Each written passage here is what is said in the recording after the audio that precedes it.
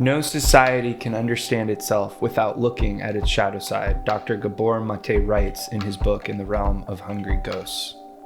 It takes an amazing amount of courage to do the kind of inner work that I discuss on the podcast with my guest today. The term shadow work has been becoming more and more mainstream as we as a society go through our healing journeys, reckon with trauma, and take responsibility for our unconscious behavior. But what is shadow work really, and why does it matter that we do it? According to the ACE, the Adverse Childhood Experiences Study, which is one of the largest investigations of childhood abuse and neglect and household challenges in later life health and well-being, the experiences we face as children have real, tangible physical impacts on our health and well-being as adults. In his book, The Body Keeps a Score, Dr. Bessel Vander Kolk shares that child abuse and neglect is the single most preventable cause of mental illness, the single most common cause of drug and alcohol abuse, and a significant contributor to leading causes of death such as diabetes, heart disease, cancer, stroke, and suicide. I believe that the cause of child abuse is unhealed trauma, mental illness, and our shadows leading our behavior. By facing our shadows, we create a new legacy. My guest today is Melissa Meader, founder of Synchrosoma, and she teaches a unique approach to working with our unconscious and shadowy material. Combining over 30 years in the yoga tradition, Jungian psychology, and intuitive archetypal-based somatic practices, she's been helping others learn the art of shadow stalking. She shares powerful modalities for self-revelation through deep understanding of how the archetypes and shadows work in our lives. When we do this, we have the ability to mature our soul and co-create our mission on Earth. Melissa is also my cousin and helped raise me and is one of the most important people in my life. And I'm really overjoyed to get to sit down with her and share her amazing work with you all. We are relentlessly attacked from the outside by that which we are unwilling to accept or notice about ourselves. And the key to becoming more masterful at the art of living and loving is to turn our gaze inward and to retrieve our maligned or traumatized soul fragments, those parts of ourselves that we have lost sight of. Rumi has written that suffering is a gift and in it is hidden mercy. And Carl Jung wrote, real liberation comes not from glossing over or repressing painful states of feeling, but only from experiencing them to the fullest. And this is all confirmed by Dr. Bessel Vander Kolk again in his book. Neuroscience research shows that the only way we can change the way we feel is by becoming aware of our inner experiences and by learning to befriend what is going on inside us. In this episode, Melissa shows us how to do this practically and turns my world upside down in the best way. She shares powerful tools, universal truths, and hilarious stories that will help you to unlock your own body's wisdom and deepen your shadow work practice through embodiment exercises. My name is Kaylee Marks. This is Amplify What You Love, and here's my conversation with Melissa Meader of Synchrosoma.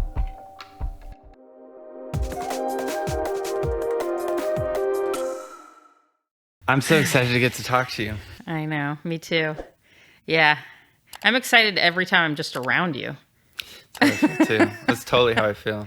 You know, what's interesting is you have been making documentaries and interviewing people longer than I've been alive, probably, and my upbringing was like seeing you do that and seeing recordings of you and Dad. Oh, that's interesting. Yeah, I mean, your culture shapes you in a way, right? I think that's true with my upbringing. And, you know, it's funny because you almost try to do something different and then you find yourself kind of doing the things that the people that you grew up with do. I think that's totally true. I thought I was so unique. It turns out we're just a product of our culture. Yeah, I mean, I think that's part of the karma thing, right? You incarnate into a place that's going to be conducive to actually who you are. Maybe it's more like that rather than just being shaped by your family. You are going to that family because you have because they have the thing that is required for you to do your thing. Right. They're the perfect, like, almost like I'm seeing like a puzzle board with a puzzle piece missing. Yeah. It's both you complete the puzzle, but the puzzle is what makes you exist in the first place. Yes. Oh, that's such a good way to put it. So one of the things that you are masterful at is decoding reality. And I was thinking that this conversation, I'm always thinking about the audience listening. I'm always thinking about my people What who they are want to listening. hear. What they want to hear, what they need to hear, and what would serve them the most. And I think that I think life is extremely confusing and chaotic, especially over the last few years. And so this idea of being able to decode reality is super valuable. And so you're the founder of Synchrosoma. You teach the archetypal somatics practice and system and pedagogy in your organization, and you are an advanced yoga practitioner. You're one of the most incredible artists I know. You're a self-sustained like house on the prairie level. What do you call like The homestead? You're a homesteader. I mean, I'm kind of a really lazy homesteader, but I do a lot. You know, you don't even notice all the things you do when you're on a homestead kind of vibe. A piece of land. You're homesteady. I'm homesteady, and I think I did a lot more and wanted to do a lot more of that when I was younger. Like we moved up here specifically to do that. And then, you know, the older you get, the more you're kind of like, that's enough. So we still do it all, but it probably is a lot less than people in their youth are kind of like getting out here and doing the farming and all that stuff. But yeah, so your point is that what's my reality, or what is what's happening in this reality, and why are we decoding it, and why is decoding it good? Yeah, and you also have a framework of the overworld, underworld, and the world in between. Yeah. Which might be helpful to take the listeners through. I've had you on the podcast before, right? In the beginning. I forgot which episode number, you're like 4 or something. And so everyone can go back and listen to that, but we have a much longer time right now. And we're in person. That was virtual. So this is... You're one of the people who, if I was king or the world was ending, you would be on my main advisory board, 100%. And so I think we have a lot of time to be able to go into some stuff. So where do you think would be good to start? Do you want to talk about that overlay? Do you want to talk about archetypal decoding? somatics? I kind of like the idea of talking a little bit about decoding, because you brought that first. And why do we need to decode reality, and what does that even mean? I think that's why I like it, because a lot of what I see in my practice and working with clients, and part of the problem is being enmeshed in the waking dream, what I call the waking dream, or this. I'm not the only person that calls it that. Many people call it that. This is a waking dream. This is like a dreamscape. And a lot of us are lost in it, and we're just doing our life in reality without contemplation, or without being able to have the overview or step back, what we call in the yoga lingo, witness consciousness. And so that's what I teach. I teach us to step back. And so, okay, once I've stepped back and I'm in witness consciousness, then what? Could we go into that more? Just so that everyone feels clear. So what does stepping back look like? What is a practical example? And what is witness consciousness? Yeah, this is a big part of what I train people to do, and what is in all my courses, and like the one Shadow Stalking 101, I think there's a meditation in there called the witness meditation. Essentially what we're doing, you can imagine, here's your body, and this is my personal self. And then if I'm stepping back, it's almost like I'm stepping to the behind my body space. In the yoga world, or in the sutras, or wherever they talk about this in the Vedic tradition, it's sometimes called the face behind the face. So it's this idea that this is sort of a mask, the persona, you know, the self that I think I am. And there's many, many ways, this is the purpose of yoga, to get behind that and be the person or the thing that is holding it. So anything we do, for a good example, and that I probably talk about on my podcast nonstop, is to name or talk about what I'm experiencing from a narrator's position. So it would be sort of like, Melissa's really upset right now. And just doing that thing gives me the one step behind, where I am now talking about myself as if I'm a bigger identity. I'm the writer of my waking dream. So that's kind of a good maybe baseline. And then of course I think I even have an episode called Witness Consciousness. So there's, the way I've structured my podcast is so that lots of the concepts are just being talked about in these little chunks, these 15-minute chunks where you go and you just learn about it. So, yeah, it reminds me there in the book Spectrum of Consciousness by Ken Wilber, it was the first time I had like a physical realization that there's like who's thinking kind of thing. And like you're saying, stepping back through, and even the mindfulness meditation practice of not attaching to your thoughts gives you one layer at least, but you're talking about something that goes even beyond that. So then you were saying, before Witness Consciousness, it's one of the main things that is like a prerequisite for decoding what's going on. That's the first layer. So the first layer is to be able to understand who you are, who you really are, because we're not this.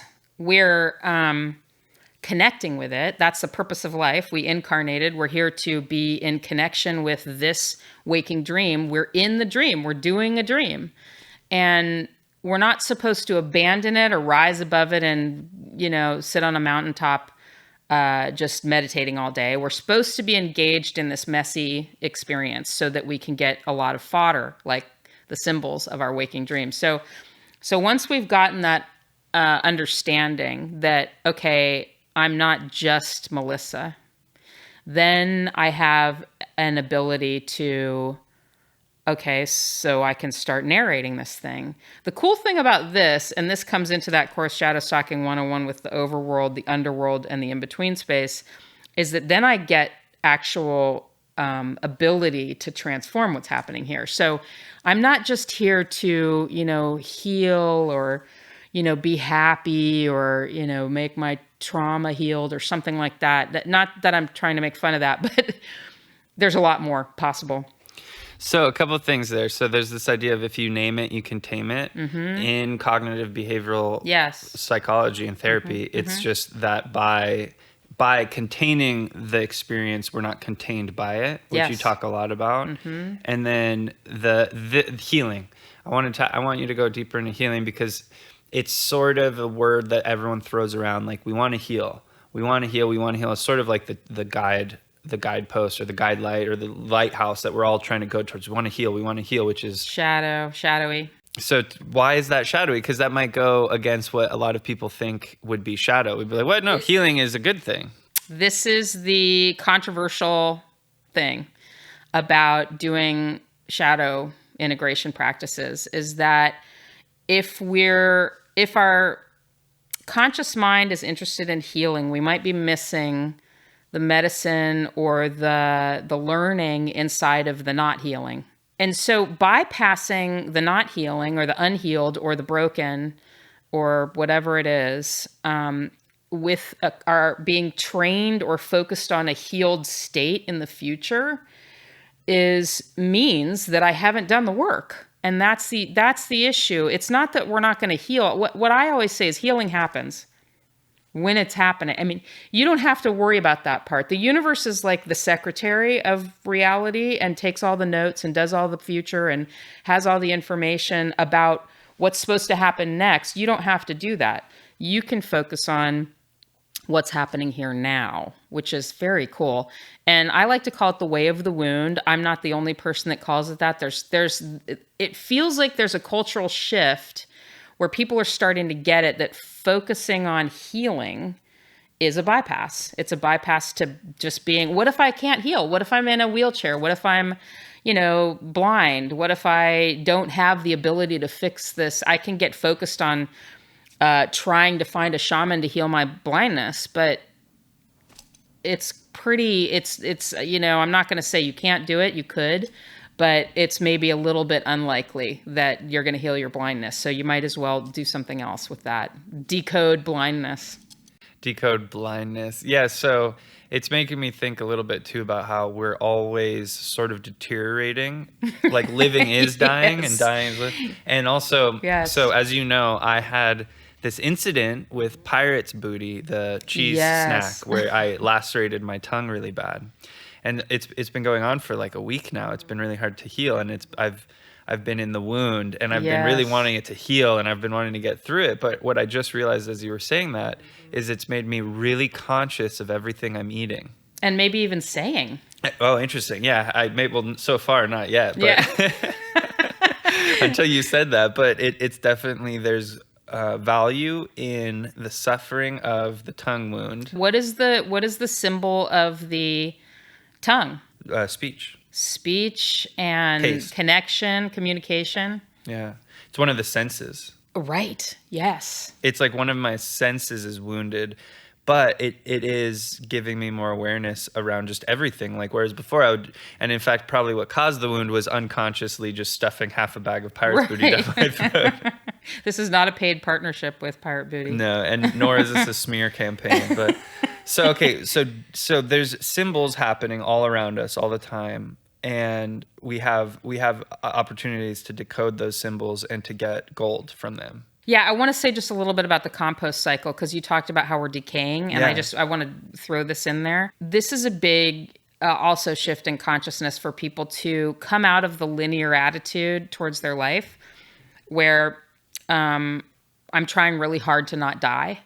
You know, I'm trying really hard to stay healthy. I'm trying really hard to do all these things and stay young or something. Where if we get into this decaying idea, which is very cross-cultural truth, this is universal truth, that there's cycles to life. And the decaying cycle isn't a bad cycle. It's not a bad part of the cycle. In fact, if we look into nature, the compost is what feeds the new growth. So we actually have to go through these cycles. They're daily, they're like lifetime, and then they're many lifetime. And then there are collective cycles that are like that. So I just wanted to point to that decaying thing, because we are always decaying, we're always breaking, we're always having things happen, and they're important. They're not something to avoid, which is very common in the healthy world. The world of health is to avoid the decay. I'm not saying to just go stuff yourself with any kind of booty or sugar or something that just causes early decay, but to get aligned with that part of the cycle, I think, is really important. So I wanted to say that. Yeah, there's a book by Thich Nhat Hanh, I think it's called True Love, that he talks about this, but he talks about the compost is in the flowers and the flowers are in the compost. Yes. And I think there's so much gold there. You were answering why the fixation towards health can avoid the decoding of the wound or of the compost process. I think that's super valuable, especially in a time of pandemic when everyone is so concerned about health. That, in fact, that was one thing that I talked about with my clients, is like, what's the pandemic doing for you? Or why did you create the pandemic in your waking dream? And it was amazing to use that in the beginning when it was really dicey and intense, for people to shift their consciousness from a fear or like, this is happening, to oh, okay, if I created this, or this is part of my reality, what is in here for me? And I would say across the board, maybe 90% of people just felt like having a break from reality was a big part of it. Yeah, I think that makes so much sense. A lot of people actually had a somewhat lucrative, kind of beneficial experience. Not everyone, a lot of people lost people. There's some horrible moments. Yeah. There's a lot of people that are still suffering the economic impacts from it. But there's a lot of people that didn't have to go back to the office job that they hated. They got, or it encouraged them to get a new job that they liked, or so many different things happened. So I think different people decoded different things out of it. Yeah. I'm curious, why is it so hard for me to fully own that I created a pandemic, or I created a salt wound in my mouth, or like why is the ownership of why am I calling in these symbols or this waking dream, why is that so painful? Well, let's do the pandemic one, because I think that's kind of an important one. One of the issues with the human nature is to see themselves as very small and not impactful, or concerned with, how am I going to do anything in this when there's so much competition for anything in there? So the idea that I created a pandemic in my waking dream, or I have that much impact in any way, it doesn't matter if it's true. This is an important part of decoding.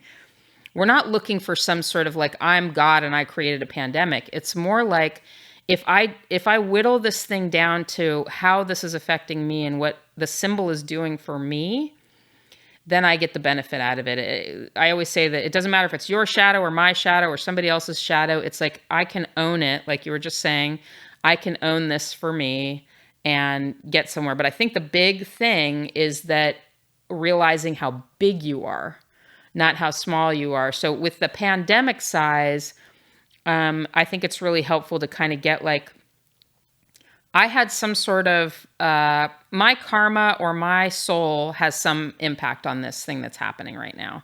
With the tongue, with the small thing, why is it hard to own that? Maybe that has to do with just not wanting to avoid the guilt of that. Like I did something wrong.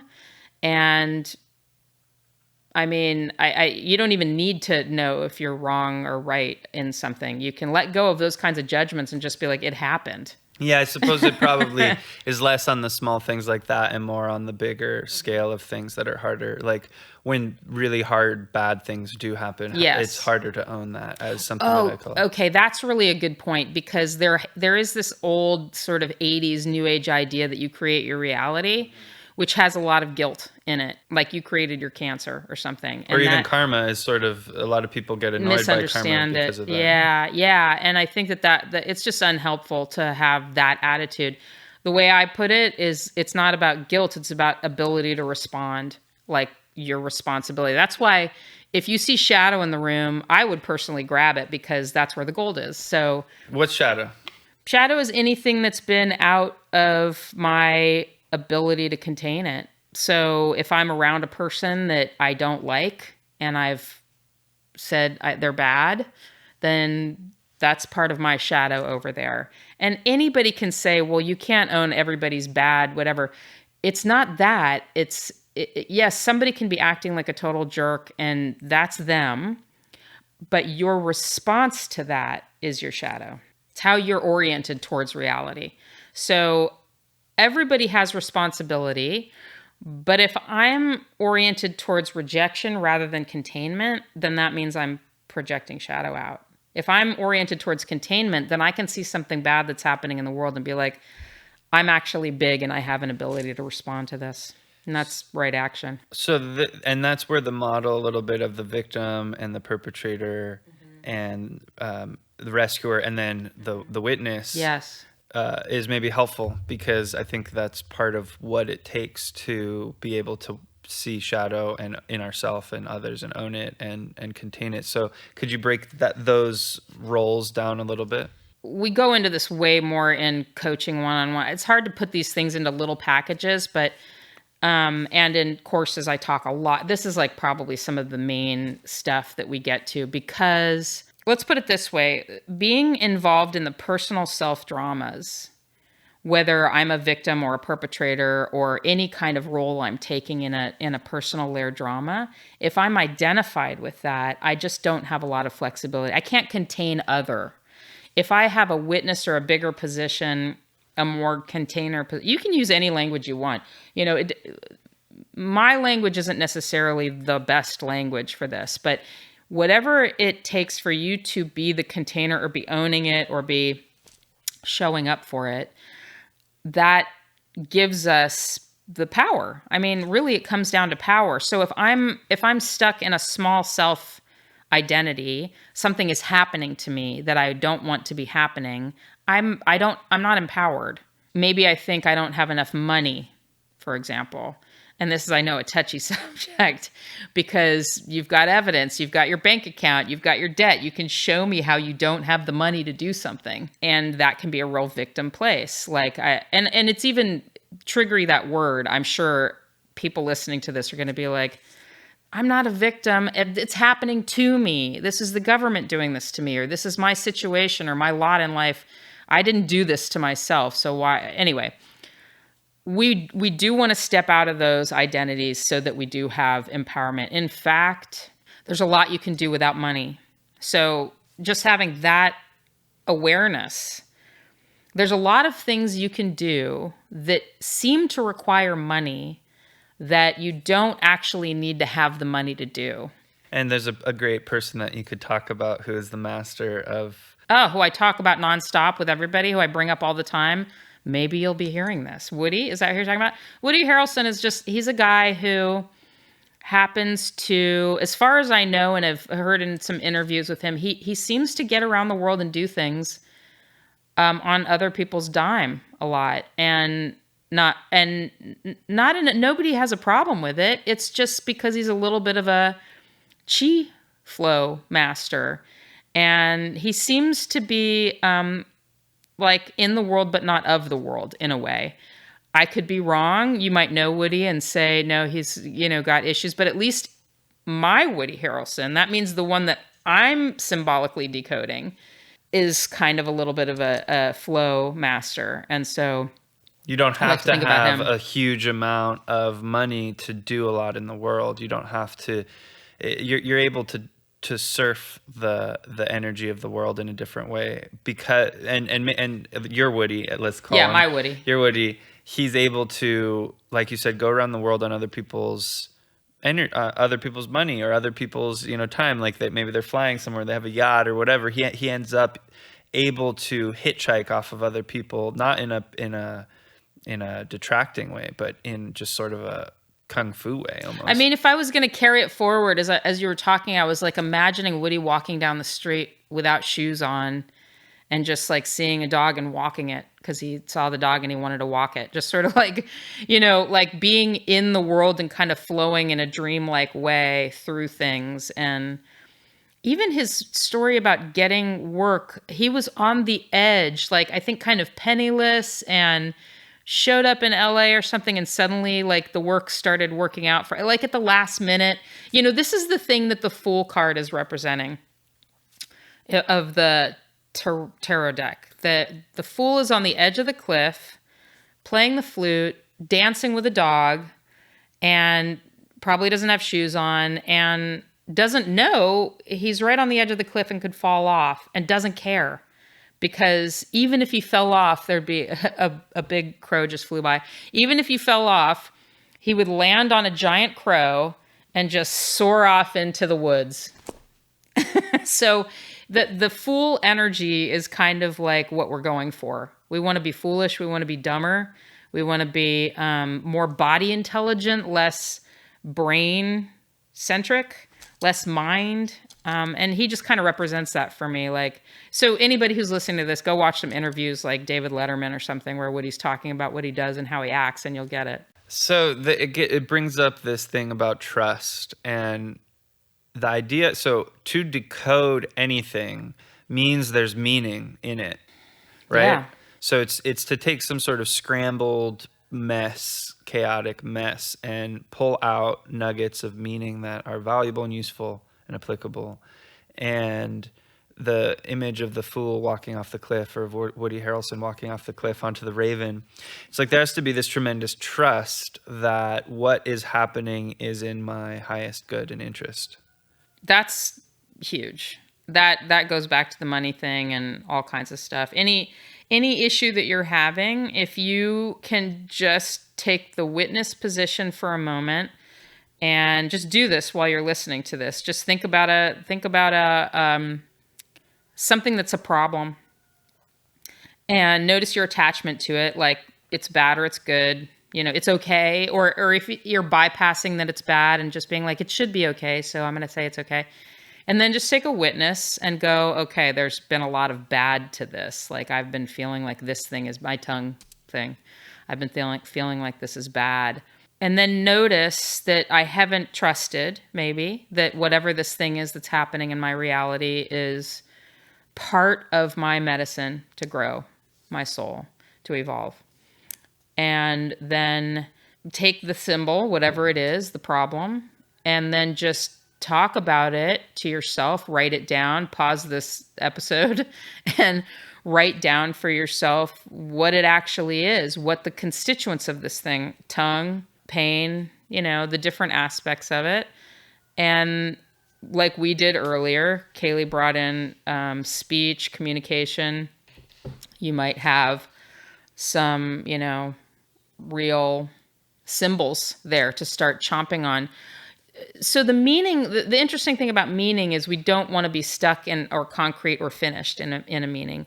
So even a tongue, we want that to go for a long time. Language, we want to keep working with that symbol and having it keep delivering more medicine. Every story ever written. We don't exactly every story ever written. My story, what I have to say. We want it to be the giving tree. We want it to be the ocean that keeps delivering the gold and the shells.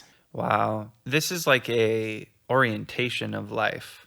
It is totally a switching from the conditioned reality that we've been grown up to believe to a collaboration with the universe that's very empowered. What's something that's happened recently that's just kind of seems pertinent along this line that you could share of like using some of this technology, I'll call it?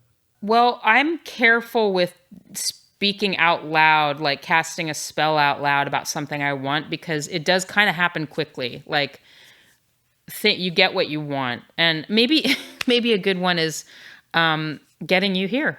Oh, yeah. So to give a little background context, I live in Austin, Texas, and I'm currently in California visiting you on your amazing homestead up here in the mountains. And yeah, so how did I do that? How did I manage to? I probably cast a few spells, like come here, come hither, come hither. I don't know exactly what you did. You kept inviting me. Mm-hmm. I just wanted it. You wanted I invited you. Oh, and you came. You prepared the cabin. Oh, that's right. I gave you updates on how things were going in there. You got internet out there. Did I send you a picture? All sorts of stuff. I created the reality I wanted, which was getting you here. Well, and you made the place like ready. You put a mattress in there all before I came. Okay. That's a really good point. That was hard work. And getting the reality you want isn't about manifesting with your mantras or your affirmations. There's actual work that goes into getting what you want. So once we start to kind of get an idea about something, we want to put in are you sure you want that? Okay, well, if you want that, then let's take the steps to make it happen. Right. I did. I created the reality that you could slot into. How do you decide what is safe to cast a spell for, like having me come here? Or how do you what's your discernment process there? Well, that's a really good thing to kind of decode a little bit, because I wouldn't even have said that what I was doing was casting spells. But when you look at everything you do and say, back to the tongue and communication and naming, everything you do is basically a spell. Me saying that was a spell. I just cast a spell that everything you do is a spell. So you can override that and say to yourself, well, no, that's not true, because I say and do things that aren't spells. And I would recommend that. Actually decoding and considering what people say and not just taking what they say as the way it is. So I'm careful. I guess your question is, how do I decide what spells to cast? I'm careful to notice if I'm casting a spell. For example, I'm sick is a spell. I'm sick. So if you're sick and you're casting the spell I'm sick, it's kind of perpetuating the sickness. So a lame, I would say, recasting the spell is I'm not sick, because that's sort of like going into like I'm feeling bad, so I'm denying being sick. So a new spell would be a spell that if you're going to cast, if you're going to cast a spell, make it a good one. So I'm getting better. I'm sick in order to decode whatever it is that's in here. I mean, this is happening for a reason. Maybe that's the best spell of all. So what I want to do as a person who is casting spells when I don't notice is start noticing that I'm casting a spell. And the greatest thing to do is just to bring it into the present, bring it out of the future. I'm going to be sick all week. Take it out of the future. I've been sick. You just put it in the past. Take it out of the future. Yeah, so you call this future tripping sometimes, right? Yeah. Stop tripping into the future. Yeah. More present tripping. We want to come out of having a future that we think we know we want as much as possible. As much as possible, you want to open up the multi-future. It's like, if you've got an idea about what you think, I want to have, I want this much money in my bank account when I retire. I want to make sure I have the vacation time, and here's my future. It's so limited.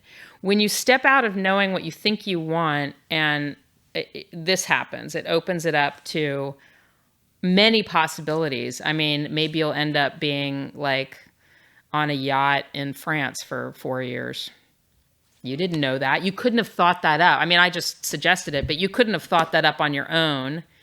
But if you're out of a future that you think you know, more possibilities are available. Right, because so much of our desire even is sort of this unconscious regurgitation of what we've been programmed by society or our family or our the path of least resistance. You know, that's so often how humans function. And so what there's a powerful thing in goal setting especially for business and self-development goals. Like, it is really powerful to set a target and go towards it. And I think there's a place for it. However, why do we set that goal, and what makes that goal worth achieving? And once we achieve that goal, will that actually get us to our actual goal? And what is the actual goal? What's the supreme goal? You know, and that's what the Vedas talk about. That's what the Srimad Bhagavatam is all about, is what's the ultimate goal of life, and how do you decide what that is? This is why you want to have a really good ethical groundwork for anything you do, like business or anything else, so that your goal is balanced with material and spiritual. And that actually, like, for business, that's a game changer for people. Why am I even doing this? Why am I doing my life like this? Why do I have this goal? You know? And if it's a selfish, superficial, purely material goal, it's probably not going to have a lot of traction, because that's not what the soul is here to do. The soul has a much bigger impact, you know?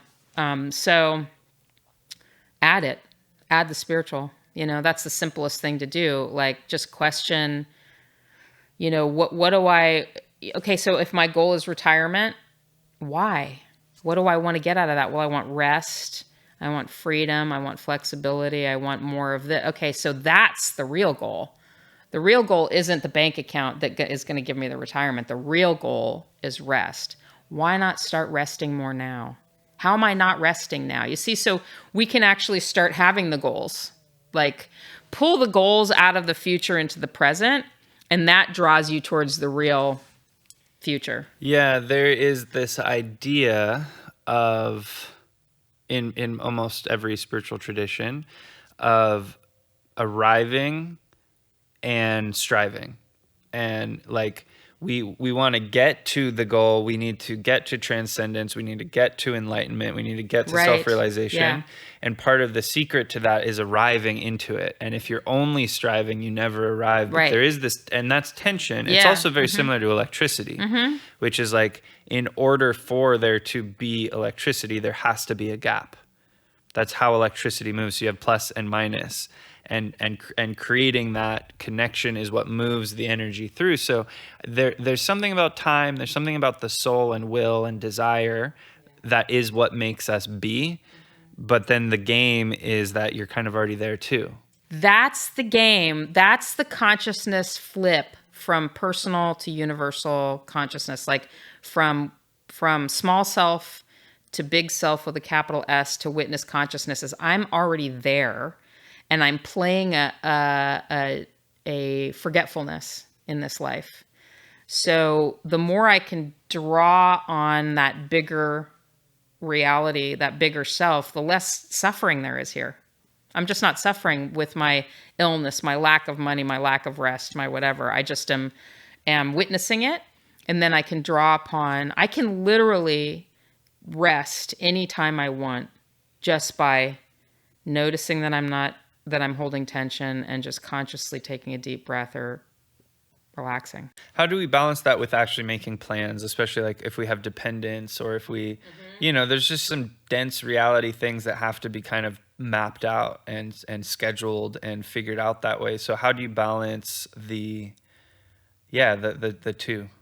Well, this is really important. It's attitude. So I can have the worst, most intense schedule, and if my attitude is future tripping and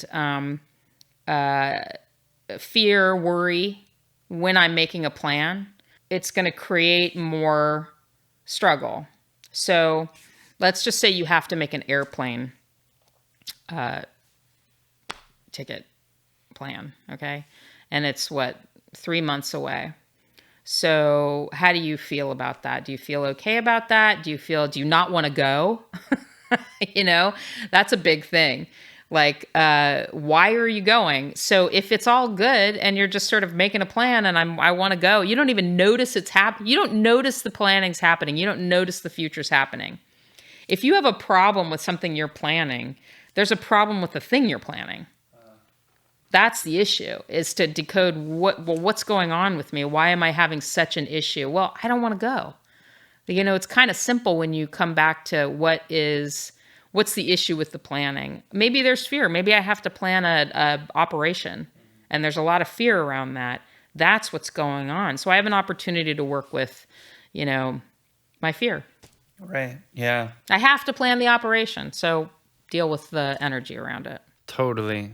And so part of the dealing with the energy around it has to do with not thinking it through and not future intellectualizing it. Yeah. So a big part of the work you do has to do with the body. And yeah. And so you've been practicing yoga. You're a yoga master. You've been practicing yoga for over 30 years. You've studied with some masters, and you've gotten to a really interesting place with it where it looks maybe different than what you might get if you go to some sort of like hot yoga class in downtown, whatever city you're in. How does the body come into this work, and what's going on with somatics and archetypal somatics, and what is that all about? I like to use the term somatic recapitulation, which comes out of like the Toltec idea of recapitulating our past or whatever's troubling us. And in that tradition, typically it's breath work to reclaim whatever's. So if I'm future tripping, for example, I've projected a part of myself like that maybe something bad happened in the past, and it's reminding me, maybe not even consciously, of this thing that's coming in the future. That's why my future is upset, because something bad happened in the past. That means there's a little missing piece of me back there. It could just be something so out of my conscious awareness that I'm just sort of like troubled. If I'm just thinking about that, it's just me thinking about it. So the variety of intuitive techniques of just transferring the thinking into embodiment. And that is what the work of somatics is. It's using body. There's so many different schools of thought and ways of doing this. The way that I'm kind of working with it is having the symbols be a prompt, or the archetypal forces be a prompt, or having the body be a prompt, and then kind of like reaching into it and finding the symbolic. So it goes both ways. But what I have come to realize is that the thinking or the data part, without being integrated or felt, like sensed, experienced in real time, it's why it doesn't really work. It's why the talking and the thinking hasn't worked. So even if you don't know how to do it, if you just know that there's body sensations and there's stuff here in body to attend to, it will make the stuff you're thinking about met. So that's the simplest way to kind of get at it. Is we think too much, and I mean, this is the path of yoga. This is why yogis are doing the hot yoga or whatever kind of yoga they're doing, is to try to get embodied and out of the mind. That's the whole purpose of yoga.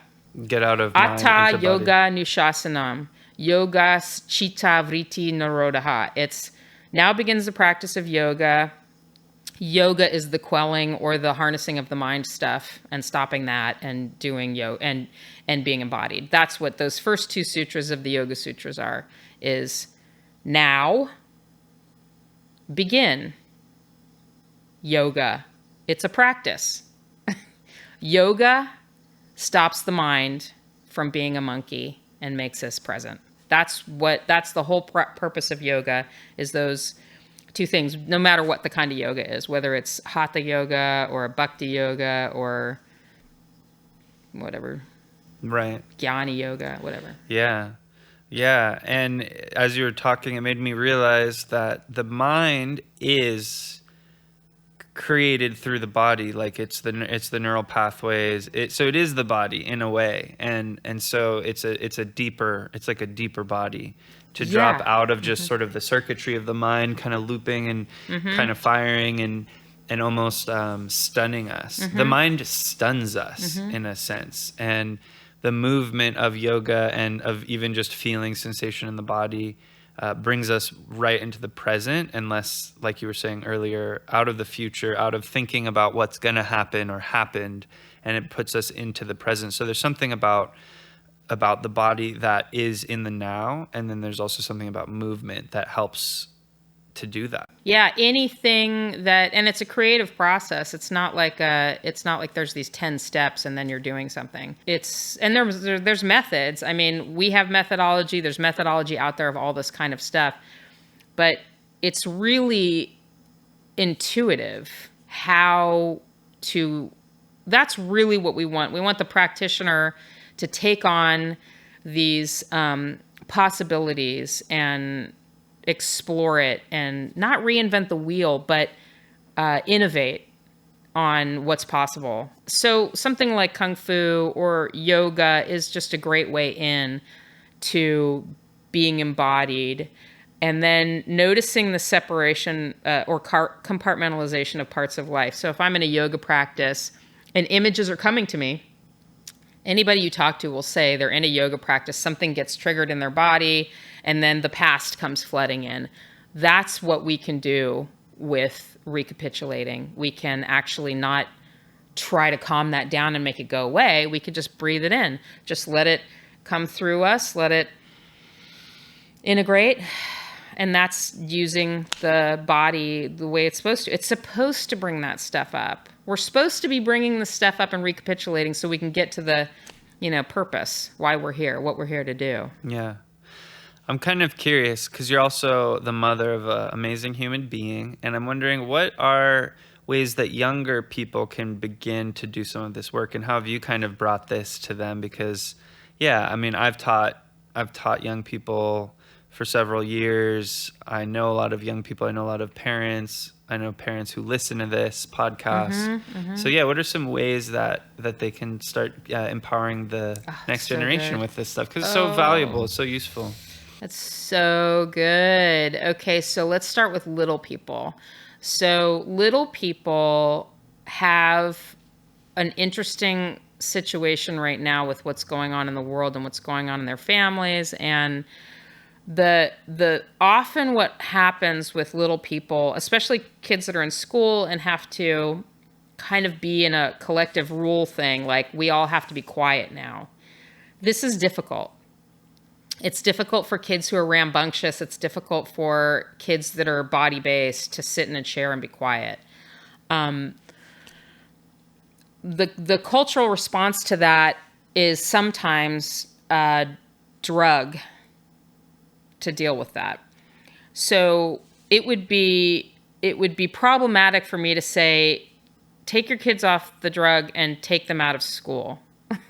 That's a total perfect solution. That'll work, but that's not a solution that'll work for everybody. So how do I help my child? Well, that means there's a lot of energy that wants to get worked out when I'm not in school, and frustration about having to do those kinds of things. So the main thing that kids actually know how to do, because when you see kids with they're having tantrums, they're crying, they're afraid, they don't have issues with their emotional life. They're taught throughout life that it has happened. It has been, yeah. Stop crying, be quiet, sit down, don't be angry, which doesn't work. I'm going to just say it like a real, opinion. It has not worked because we have a world of people who are angry, depressed, afraid, don't know what they want to do with their lives, all that kind of stuff. So the first thing a parent could do right now who's listening to this is start trusting their child's state, whatever it is, whatever they're bringing, if they're upset. So help them to express their emotions, first thing. Could you give a couple examples of what helping them to express their emotions might look like? Yeah, so say I come home from school and I'm tired and I'm angry, and mom is tired and angry because she's been working all day too, and they're both frustrated. It's this perfect opportunity for everybody to kind of like, and get their, energy going. Punch pillows, do something active that actually expresses the anger. Now, that's not a popular opinion. We are taught that anger isn't okay and we shouldn't be having it. In my experience, that tends to somatize. Bodies get, if your kid has fatigue, allergies, pain, growing pains, stuff like that, and you start expressing the rage that is hidden and has been squelched, you might find that some of those symptoms start to kind of dissipate. I've seen it happen. So that's number one. If it's fear, express the fear, whatever it is. And that's really basic stuff, to stop telling our children to stop having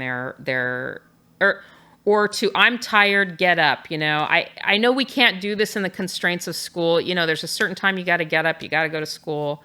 But the truth is that they're tired and need more time to sleep. So we need to get them resting more, not just in front of the TV, not just with devices, but more rest. So, start attending to it. Read the dream. Read the waking dream. What's happening in the waking dream? My kid is symptomatic and tired. It also sounds like there's a component of your kid is also one of the symbols in your waking dream, and there's something to decode there. Whatever the problem is that you want to try and sorry, I'm not telling you parents listening what to do, but if I had a kid, it'd be like, my kid has some issue that I'm trying to fix, but really there's something for me to attend to. Absolutely. If you think, Carl Jung said this, if you think your kid has a problem, look at yourself. He said basically that. And the truth is that it's often, if somebody says they want to bring their child to me, I steer people towards doing the work with me themselves, because children and dogs or pets are actually kind of expressing the energy in the room. And it's the parent that really we want to, get more aligned with reality. Powerful. So is there I kind of asked you to go deeper into how to help them express their emotions. Was there another part after that you wanted to share? Well, I guess the other part of this is it's complex. It's hard in like a little 2-minute. So the truth is, get a coach. Get a coach. I have coaches on my website. I work with people, but if there's something going on and I know that the finances are often an issue. So listen to my episode on money, chi, and trust, and get the money thing shifted, not to necessarily see me or something, but just to kind of feel like whatever the issue is, it's not a problem out there. It's a problem of getting aligned with it on the inside. And so use your intuition. So I think that's what I'll say next about this, is that if you're not going to work with a coach, if you feel a lot of struggle with your child, if your child is struggling a lot, trust first what you even think might be happening or what you feel might be happening. Because that little voice that's in there going, maybe this situation that my child is in, or maybe just that day that whatever was going on with my kid, or maybe what was going on with me when my child had that tantrum. Maybe I was tantruming on the inside and they were the one expressing it. So, just use your intuition. Sounds like a good roadmap for people to follow. And so I'm kind of curious, who have been some of your greatest mentors and inspirations in your life that have led you to where you are now with all these awesome codes and keys for navigating this reality and decoding this reality? Bill Murray. Why Bill Murray? He just comes up again and again and again. I'll just add too quickly Eric Schiffman, a master yoga teacher who is one of my greatest. I have noticed that a lot of my inspirations are men also. I'll just put that out there, that I know that this is maybe a little piece of shadow. I don't think it's a problem. I just have noticed it. So if you noticed it, you get $10. Yeah. So, Bill Murray. Why Bill Murray? He's a trickster. He's a fool. He lives a fool's life in a really good way. I mean, one of the newest things that I saw him do during the chaos with Me Too and cancel culture and all that kind of stuff was he was called out on something, and the way he handled it was so awesome.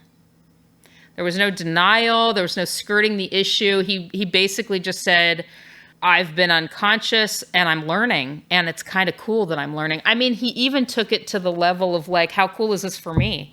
I get to learn. So, I mean, he's just a master of, he's a master of reality. Another great story is, and there's video of this one, he was walking down the street in one of the towns he hangs out in, and he heard a party going on.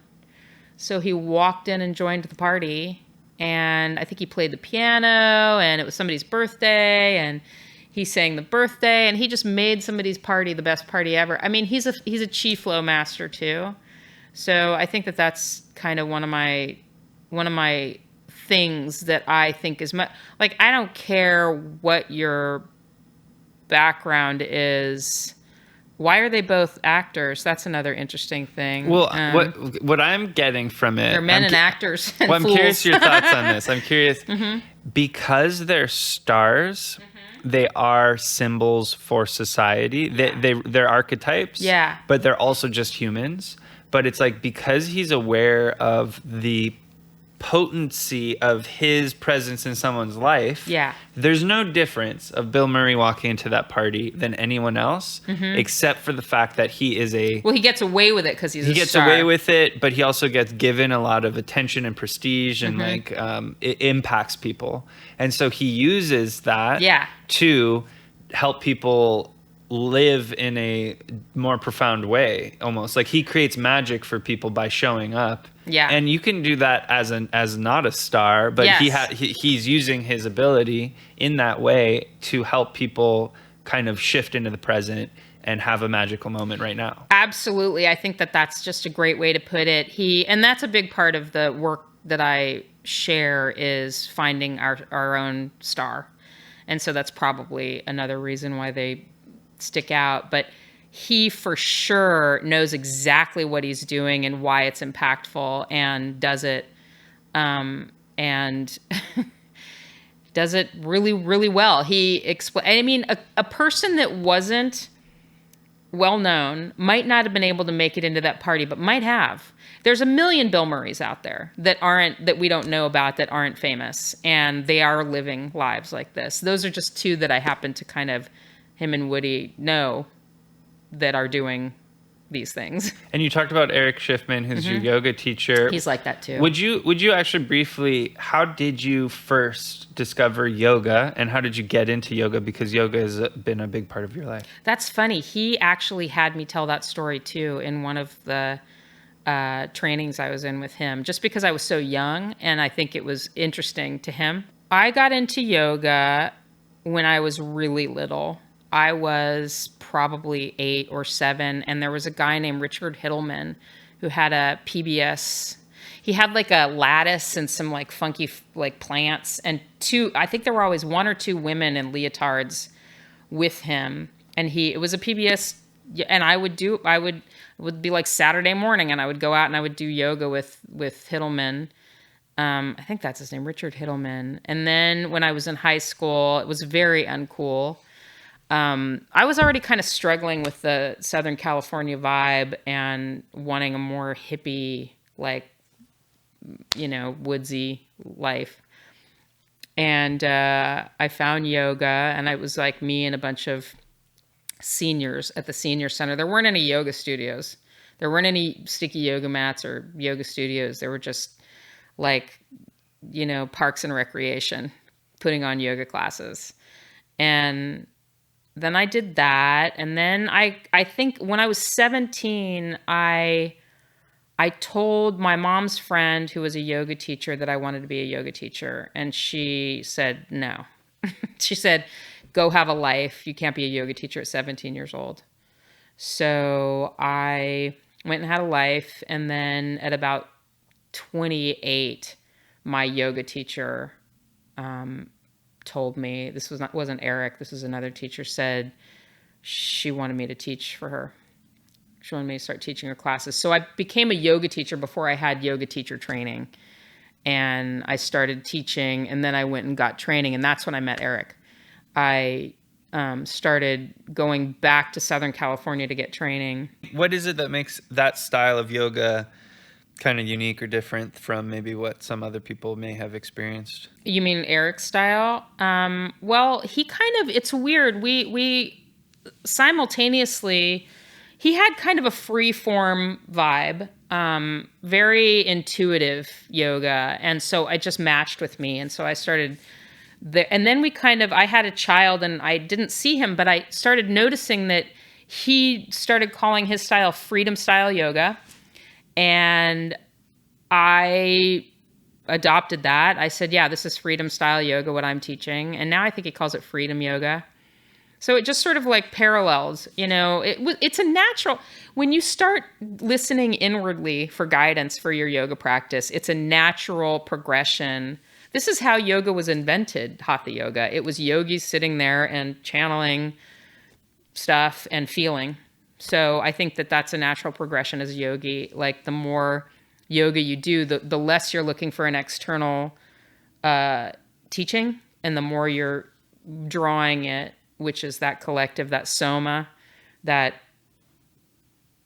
thing that is running through all of reality. I struggle with that balance sometimes, being a practitioner of bhakti yoga, which has a strong lineage and a strong codified practice and way of behaving and being.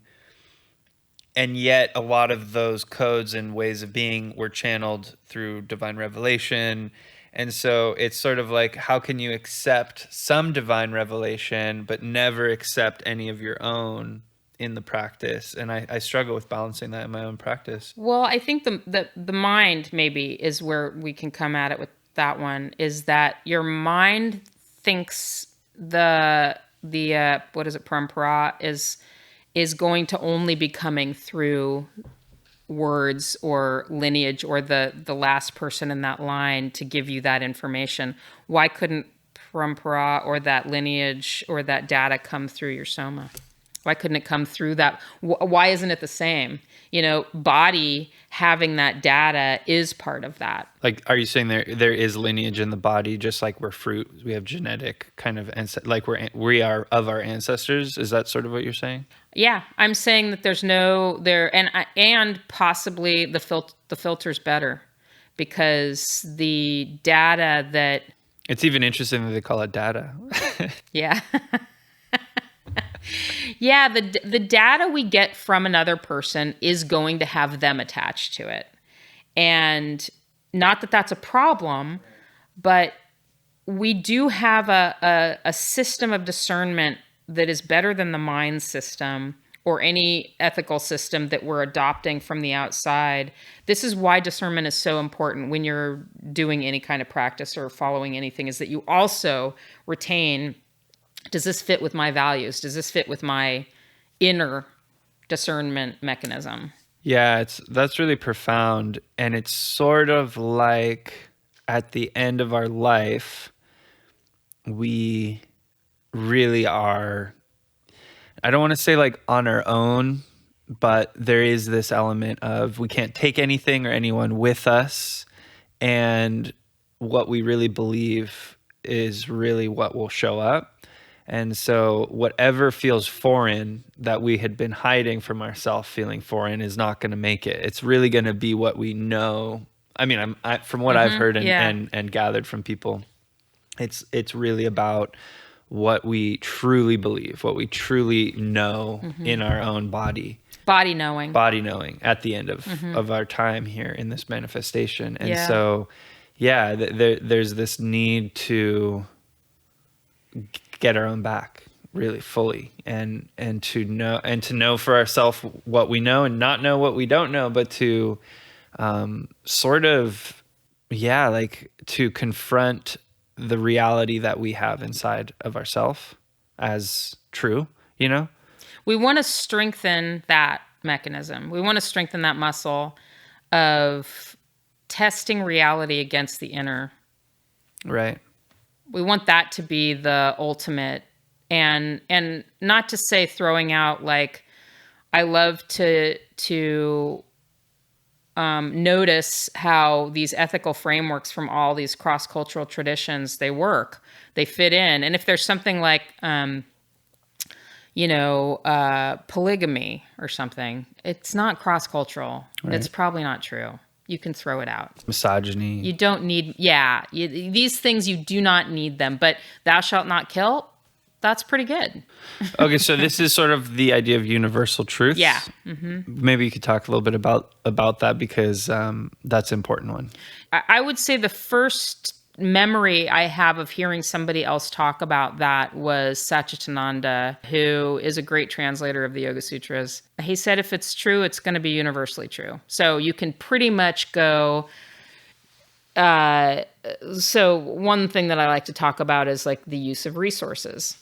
If you go to, say, a Native American culture or Aboriginal culture from Australia, you're going to see this truth, that you do not use more than is sustainable for this earth place that you're in, the place that you're in. If you're using up resources that cannot be replenished, you're out of natural law. You're out of bounds. You're committing a crime.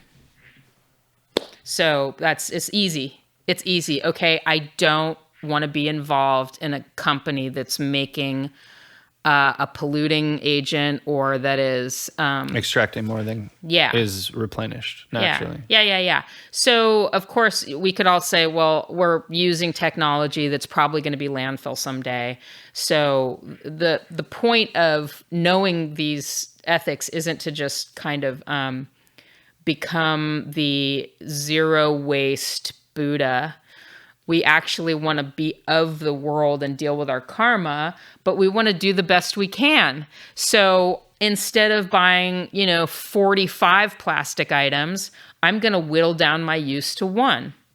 We just do better. You do better. So ethical guidelines are great. You do better. Well, and it seems like one of the real universal truths is consciousness. That's one of the things we can know the most truly, is that I am existing right now. And then I kind of can infer that you're also existing, and the ducks that are quacking outside, or geese or whatever, they're existing. And so that's like one of the first kind of things we're confronted with as conscious beings, is that consciousness is there. Yeah, and we don't want to get bogged down in the rules that are... it should be simple. Truth is also, here's another universal truth. Truth is simple. Lies are complex. That comes out of Mula, actually. That's a nakshatra. That's one of the truths of Mula is truth is simple, lies are complex. So you can figure out if somebody's giving you a big song and dance about why something is, and it's like really complicated, and now we got to put on our Nikes and drink the Kool-Aid and shove off to Haley Bop, die, and some big kind of culty, like the specific thing to your cult that's really like complicated. It's not true. Something categorically about the simplicity, like even the word sutra, and Sanskrit in general, is they're simple things, and their simplicity allow it to contain a multitude of everything. And so, for instance, God is love and love is God. I also say, if it's true, it's going to be loving. So if it's unloving, it's probably not true. That doesn't mean it won't be fierce and intense. Something can be fierce and it can still be loving. Yeah, right. And I read you that poem from Rumi about the winemaker. Yes. And it's a great example of fierce, painful love. Yes. Yeah. Yeah. And if it's just critical, I think that's a really, so love, if it's true, it's loving. So that's one I use a lot with the critical inner voice, or what I call the under voice. That voice that's like, you're such an idiot. Not true. It's simply not true. It's just not true. It's a lie. But the under voice is like really good about lies, tends to use lies mostly. Yeah. And that's, Don Miguel Ruiz says, impeccability with the word is the first of the 4 agreements in his book, The 4 Agreements. Being impeccable with the word means not using the word against ourselves, not casting spells against ourselves, not calling myself an idiot, which is such a reductionist kind of view. Like maybe I'm making some mistakes, maybe I'm not behaving in my highest potential. But that's like loving feedback at that point. It's not the same as like attacking my character. So then what's the next step? If there's something unloving coming here, then I've started witness consciousness because I've noticed it. And then okay, so if that's not true, I want to kind of understand this critic and what the critic is about and where to go now. So this came up in a therapy session that I was receiving. I was talking to my therapist, and she was asking me a question, and I was really she was trying to get me to access my own intuitive higher self, and I was really struggling with answering anything. I felt lost in the confusion, and I noticed, and I was like getting more and more anxious and stressed out. Like I can't, where's the answer? Where's the truth here? And then she was like, let me demonstrate. And then what she demonstrated was first self-compassion. And that was really enlightening for me, because what I was doing was beating up on myself for not knowing an answer. Yes. And what she was doing is first like empathizing, being like, I get it. This is a hard decision. It makes sense that you'd feel that way. And I got you. Yeah. And so that has become this mantra now for me, is like, there's something really beneficial about curiosity, and there's something really beneficial about defaulting to self-compassion. Yeah. As a doorway to then go do whatever work has to be done. Absolutely. That's the big move. That's the big move. And what I call part of the maturing process is it's like self-care, self-love, knowing about rest, catching that critical voice, all of that stuff, so that you can actually be kind to yourself. And then you beat up that inner voice, right? And you tell it to go away. Yeah. What do we do with the inner voice? Yeah. That critical under voice? So you smash it down, you bury it. No, when you witness the critical voice, you start by listening, because guess what? In shadow, in that criticism, there's going to be some gold. There's going to be some data. It might sound like you're an idiot, but then I'm going to go, oh, there's a part of me that feels dumb. That's pain. There's a part of me that's in pain. So I can quickly move off from judging the judge to containing and having some care of that. I must be feeling bad. Something's going on that's uncomfortable here. I get to get into that thing like you had in therapy, which is compassion first. Yeah. And listening is curiosity. It's openness. So listen, people don't know that. I think people are taught to kind of put the critical voice away. But my thing with shadow and everything is to meet it. You turn towards the monster. You take your torch and you broaden the view so you can see more of it. And it's like, but that's where you get the data. This is what I've been avoiding. Yeah, and so this is where maybe one of your introductory or like level 2 courses is Slay Your Dragons. And you spell slay SLEIGH, like like ride a sleigh. Ride the dragon. Yeah. Yeah, this is what we get into. And this is a big part of somatic recapitulation, is being compassionate towards my past my personal self, the parts of me that are tripping, even the critic. Getting compassion for that. And you have a lot of other courses. You have a free introduction to shadow stalking. You have shadow stalking 101. And then you have Slay Your Dragons. Yeah. And then help me out. What comes next? Guardians of Manifestation and Truth, which is, they're almost like, they don't necessarily have to go in the order they go in, but usually Slay Your Dragons, we do that, and then we go in deeper. That's kind of for people who want to become coaches using the archetypal somatics framework. Or people that are working with me one-on-one in an intensive way. Like those courses, I've been doing them as groups, and so I haven't run another group of those two in succession, but that's hopefully coming up soon. And then, yeah. But Shadow Stalking 101 is really a really powerful arsenal of tools for doing this kind of work. And maybe it's split up into these 3 phases. And, in the beginning, I talked about that a little bit. Can you walk us through this framework of the overworld, the underworld, and the world in between, and why that is a thing? And like, what's that all about? Well, the overworld, we've talked a lot about the waking dream. This is us being in conscious awareness. The underworld, we could say, is kind of like shadow and maybe the criticism, or turning towards the monsters, turning towards the pain, starting to really listen to what's coming up from our unconscious. Like, why am I with this kind of a partner over and over again? I keep breaking up with these people and I'm back with another one. This is kind of like underworld stuff. And then there's tools and practices and journeys in that course where I can learn to go into that underworld material and work with it.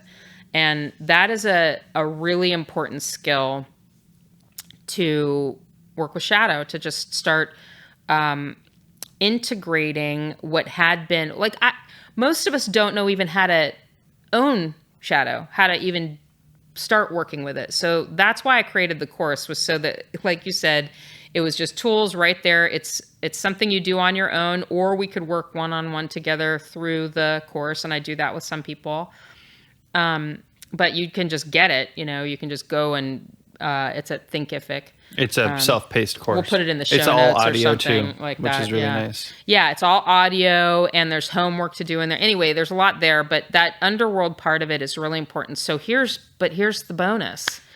The worlds in between. So some of us have heard of liminal space, or maybe it's like the line between the threshold, maybe you've heard of, the hero's journey. The hero starts in the overworld, goes through the threshold, goes into the underworld, and then comes back out. Well, what I feel like has been missing from a lot of these traditions is a real deep understanding and awareness of the liminal space. And I think that that's what a lot of like psychedelic therapies are trying to kind of like develop an awareness of. And the work I do is sober. It's not using any kind of substance or deep trance. But what we're doing is we're expanding our ability to get the liminal, to get the downloads, to get to be, God, it's almost like parallel universes whenever we want, psychic information when we want, sprouting the wings, the fool sprouts the wings or finds the raven. It's the ability to be in the right place at the right time for those. So it's Neo when he can jump across the gap where he's not in the Matrix and he's not in the real world. He's harnessing sort of the power of both. Exactly. He is aware of both of those realities. And he's able to manipulate them at will. And that's what we want in the overworld, in our consciousness. We want, Maha Maya, or the illusion. We want to be able to take those veils down and see Yoga Maya, which is the magic that is created by the source of everything. So it's not just like we're healing and we're our lives are bad. I know I sound like I'm mocking it a little bit, but the point is not just to be a person coping with our pain. We are not here to just cope with our problems and our pain so that we can retire. That's not the purpose. You are a magician. You are a sorcerer. You are a sorceress. You are a person that has access to magic and boons, which you get from doing this work. You get the ability to, I talk to animals and I divine, water for people, and I do things with my magical powers. I have, we're here to play. This is a Leela. This is a place to play, and we're here to do that. So there's so much more available than just dealing with my shadow. There's more. Is there an element of like this divine role? Like you said, we're here to play, and to be in a play, there's usually some sort of cast. There's some sort of divine like part in the greater play. That's, something that comes out a little bit in Slayer Dragons, actually, because we work with personal archetypes in that work, and we start to decode. You can do that right now. You can think about the way archetypes are working in your world. People might be calling you something like Kaylee recently told me about something that people call him that he's sort of owning a little bit more. What do they call you? Yeah, over like the last 8 years, over and over and over again, people have called me the wizard or a wizard, and it kind of started to stack up and become really like apparent. The more people, like new clients, calling me the wizard, and you're just like, come on, it's so interesting that many people are having that perception. That's your archetypal force being seen. So that's like a personal archetype that you have that's clearly something that you're working with and points to your purpose. You are the wizard in your role with people. So that's why, we get to actually decode what we're doing here. Not necessarily, I don't get too bogged down in the meaning of life. I'm much more interested in being drawn forward on the path of life. And it's a puzzle, it's a game, it's a labyrinth. We're playing, and we're choose your own adventure. Yeah, so there's a lot of will still in it. There's a lot of personal freedom. Yeah, and I guess just to add the coach training, I find a lot of people that find me do have kind of like they often have a thing like, well, they want to kind of coach too. They kind of get, and so I do have like a training that I do with people that leaks in sometimes with people, even if they're not going to be an archetypal somatics coach. Pretty much everybody that I work with tends to start being able to use this work in their lives with other people. That's kind of the big purpose, is like, if I'm a doctor, I can use these skills, with my patients, or I can use them with my clients or whatever. Even if we're not going to be a coach, we end up being able to use these tools. So I'm curious, how would someone know it's time to do this work with you or one of your coaches? Like what indicators are there for them that are like, oh, it's time to get some work done with a somatic shadow work coach? If there's places where you're stuck and what you've done before isn't working, that's a really good one. You just have intuitive, you're drawn to it. And it's not just psychological, it sounds like even physical stuff. Yeah, and I would really stalk or decode the part of you that immediately shuts down why you shouldn't do things. Like, I want to take a trip somewhere, but I can't because I don't have the money. So that's the will being shut down by shadow. So before you go there, and why it isn't going to work, you always want to kind of like stick with the desire and your will that's kind of pointing you somewhere. So if your intuition is like, I'm ready to do this work, you don't have to work with a coach one-on-one. You can get my course and learn a lot of this stuff. You can also just take what we've talked about today and start applying it in your life. And I think that's one of the main things, is if you're drawn. People find me in all kinds of ways through my podcast. Maybe somebody will find me through this interview. Referral. It's magic. It kind of comes when it's supposed to come, and you can trust that if you're drawn to do this kind of work, you're ready. Yeah. Also, if you're like 50 and you're falling apart, it's a good sign. Perfect timing. Perfect time to get some work done. Yeah, because I really do feel like the latter half of life is where things get really kind of intense in different categories. Like maybe there's a sense of like, I didn't do what I thought I wanted to do. And this is an opportunity to really get the next, you've done all the research. Now it's time to dig in.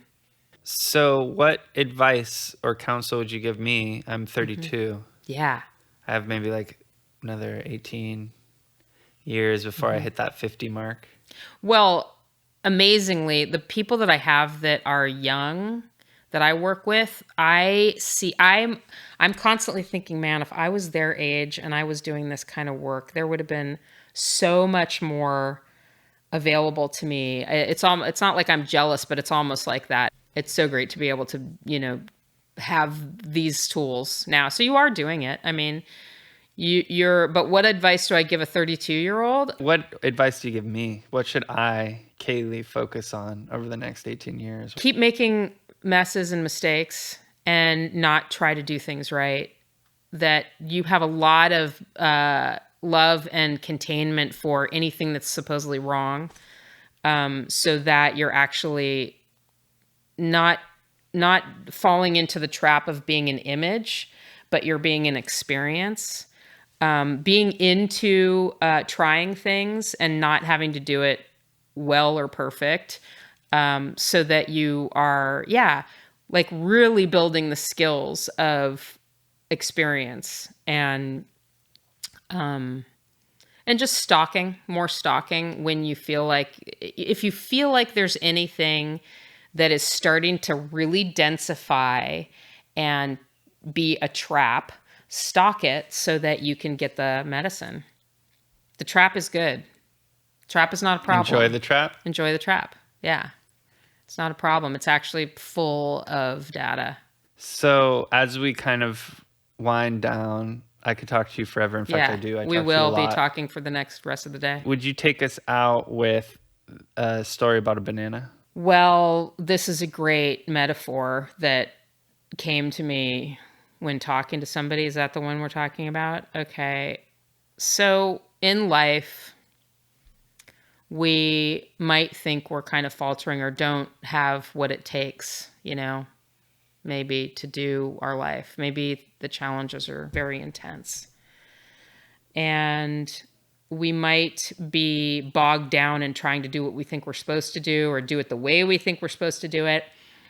And the gift of shadow integration or this kind of work is that we actually do have what it takes to attend to whatever's here. And for example, you might find yourself in a very challenging situation right now. Like you don't have the bank account to support what's going on, or you don't have the people.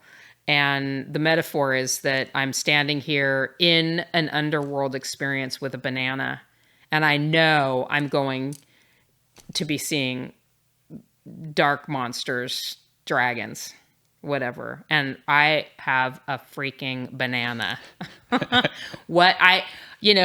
might be saying to myself, I don't have what I need. I need a sword. I need a flamethrower. I'm going to be in trouble here. I'm not going to make it through this trial because I don't have what I need. Okay. I have an opportunity right now to trust this banana.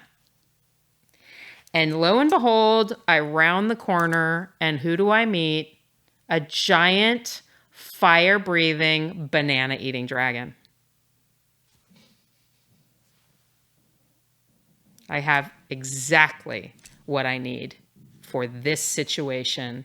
And all it took was me trusting that I had the right thing at the right time for this trial. Love you. Love you Thank too. you so much for blessing my podcast. And everyone, please go check out the Synchrosoma podcast. It's on all platforms. Check out Melissa's work at Synchrosoma on Instagram. And thank you for tuning into another episode of Amplify What You Love. I'm Kaylee Marks. This is Melissa Meader. Thanks for coming. Bye. Bye. Bye.